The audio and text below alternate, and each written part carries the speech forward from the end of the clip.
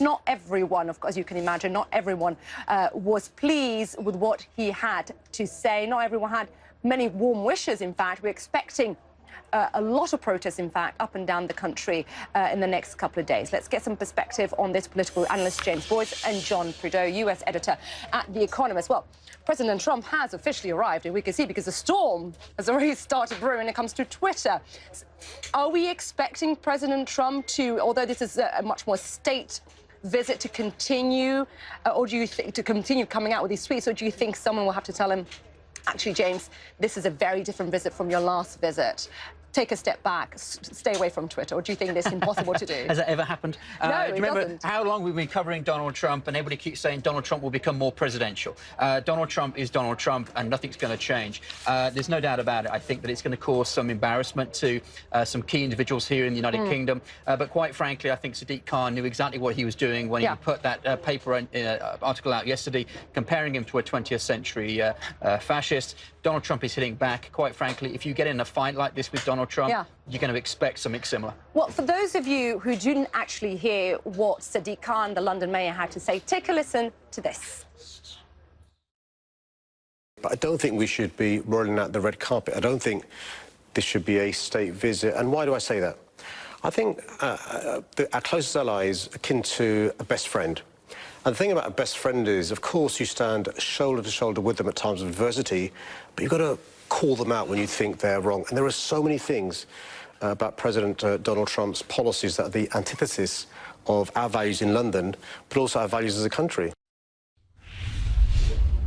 So, John, we're hearing there Sadiq Khan saying the UK should not be rolling out the red carpet. I was reading, though, an op-ed in the Financial Times actually saying the opposite. The UK should. Donald Trump deserves a state visit to the UK because this is about a country, not a president. Yeah, and I think that's right. I mean, from Sadiq Khan's point of view, this visit clearly is a sort of unwelcome distraction, and people who oppose Donald Trump in this country, which are, most British politicians would probably come into this category.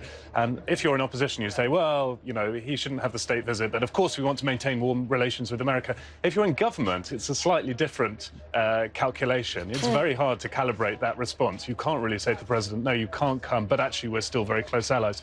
So the grown-up thing to do there, I think, is to welcome him and deal with the fallout from the visit as best you can. On that, though, what can he gain in terms of policy?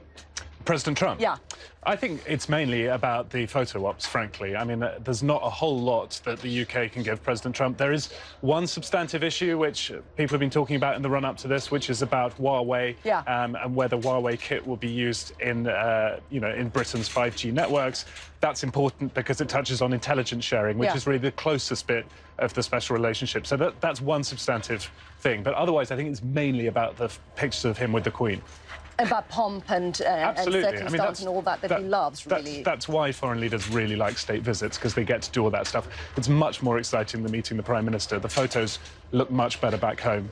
Foreigners are very sort of sentimental about the British monarchy. And I'm guessing that will play really well for his base back home with 2020, the race for 2020 looming. But on the question of some of the policy aspects we were talking about there, even the Huawei, it's also at the moment a very difficult time for the UK. There's so much division. We've got Theresa May stepping down on Friday. It's very awkward for her.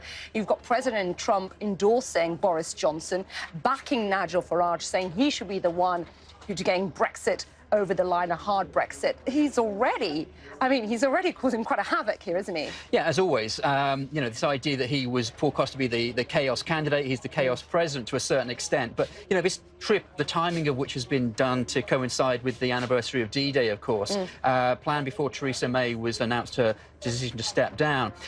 The imagery, as John was rightly pointed out, is going to play nicely into Donald Trump's campaign for re-election, which actually kicks off very, very soon in Florida at a big rally he's going to be holding. So the idea that there's going to be imagery coming out of this, the pomp, the politics is going to play a very much secondary role.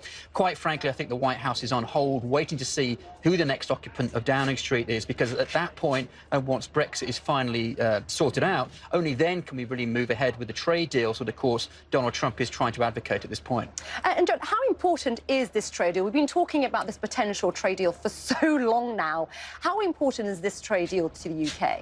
I think it's politically important because it's the great hope of a post-Brexit Britain, the idea that you'd be able to make up for the shortfall in European trade with trade deals with mainly kind of other English-speaking countries seems to be the way we'll go.